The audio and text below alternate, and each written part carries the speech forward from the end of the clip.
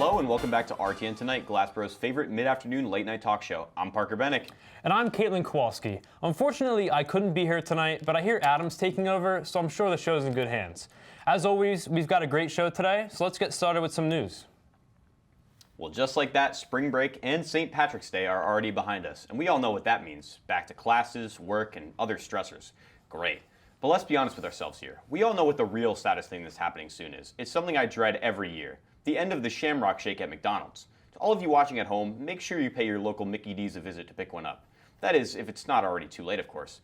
But hey, there's always a bright side. Spring break may be over, but at least we're back to cooking up this exquisite comedy. Yeah. A British parrot with a potty mouth has been banned from watching TV after he picked up a few bad words. Louis the African grey parrot has been giving staff a headache at the pub he lives in by dropping F-bombs around guests. The owner of the bird said, quote, "He will squeal and say hello, and then just come out with a couple of curse words. He just starts shouting the F word all the time." I personally think Louis picked up these words from angry bargoers, or he might just be pissed at his owner for raising him in a bar. Who knows? So season 1 of The Last of Us has finally come to a close, and if you've been lucky enough to avoid any spoilers for this long, you better close your ears now. You ready? Alright, let's get to it. So after Joel and Ellie find the One Piece and deliver it to Thanos to stop him from wiping out half the universe, John Cena makes a short cameo appearance where he's just viciously eating ice cream in the background, just like he did in the game. That's crazy, right? That was honestly more surprising than Kevin getting infected in episode 5 at exactly 14 minutes and 36 seconds. But everybody already knows about that anyway, right? McDonald's just announced the return of the once beloved Chicken Big Mac. For all you Mickey D lovers, the item is returning to the menu on Wednesday, March 29th. Unfortunately, only in the UK and Ireland. Costing $4.49 a burger, the sandwich is set to sell out within days. So if you're a die-hard Chicken Big Mac fan, you should purchase those plane tickets now to the UK. I would personally recommend flying McDelta Airlines. Wow, that joke flew right over my head. New spacesuits are currently in development for future moonwalking astronauts, and they're supposed to be a lot sleeker and more flexible than past designs. NASA recently gave Axiom Space a cool $200 million in exchange for them producing the suits, and the early prototypes are looking pretty promising if I do say so myself. Now, I know what you're thinking. What if they don't work? But fear not. My sources have confirmed that just in case, NASA has also made a $50 million contract with Gucci, a $25 million contract with the Galactic Empire, and if all else fails, a $40 billion contract with the developers of Among Us. A sequel to a recent worldwide sensation has just been announced. The movie's title, Cocaine Shark, and it's exactly what you're imagining. The synopsis says, a mafia drug lord has unleashed a new, highly addictive drug on the streets, which is derived from sharks held captive in a secret lab. After an explosion at the lab, an army of mutated, bloodthirsty sharks are let loose into the world. If you've heard of the movie Cocaine Bear, it's the same thing, just with sharks. So if you're into cocaine and sharks, this is the film for you. We're now going to take a quick break, and when we come back, Parker is going to interview a member of the WIT, so stick around.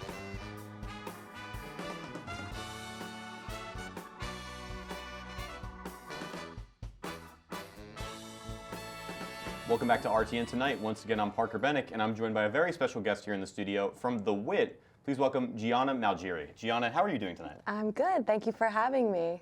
Awesome. And as with all of our interview guests, we prepared a couple of questions. And the first question I wanted to ask you is, what got you into joining the WIT? So I got my associate's degree from Atlantic Cape, and I got involved in the newspaper there.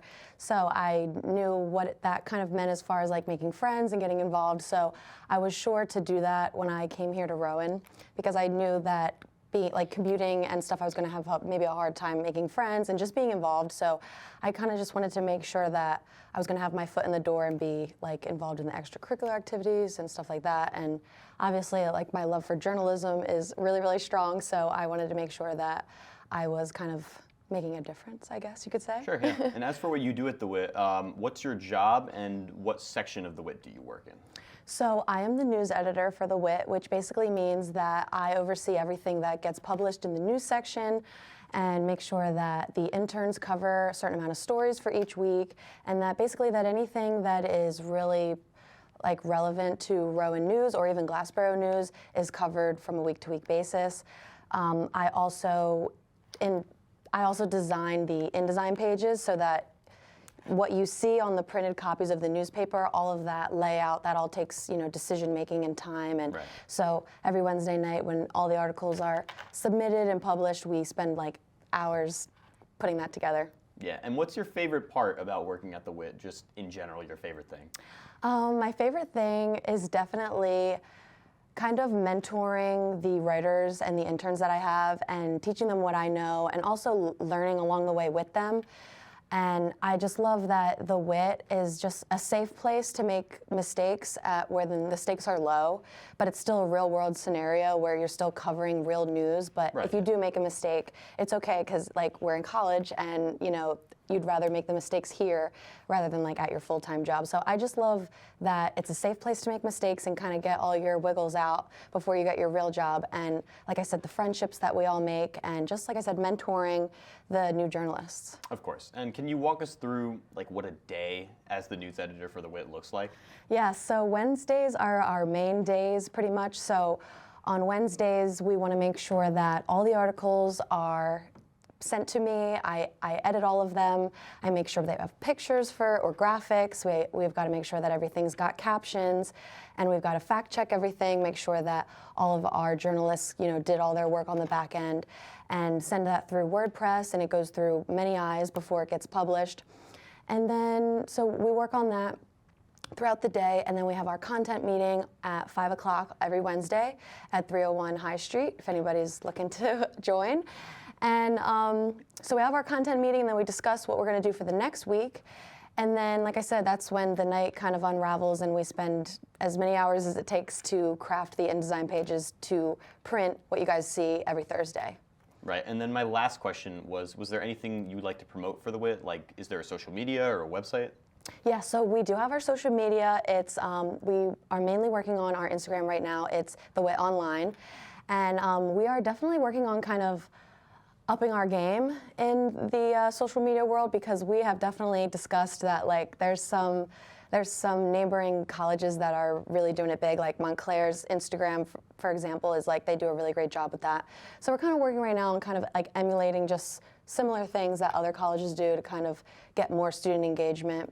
And I would say, I guess, that we just hope to have more people come out. And I think there's this misunderstood notion that if you don't come in the beginning of the semester that you can't work with us, but we welcome people coming in and out. If you want to pick up a story one week but you don't have time the next 3 weeks in a row, like that's totally fine. So I think that's just something that I want to mention for everybody who could be interested. Well, awesome. Thank you very much for coming out to the show for RTN Tonight. And when we come back, Adam's going to put Gianna through the ringer on our classic RTN game segment, No Cap. And if you want to learn more about the WIT, you can follow them at the WIT Online on Instagram. So yeah, stay tuned.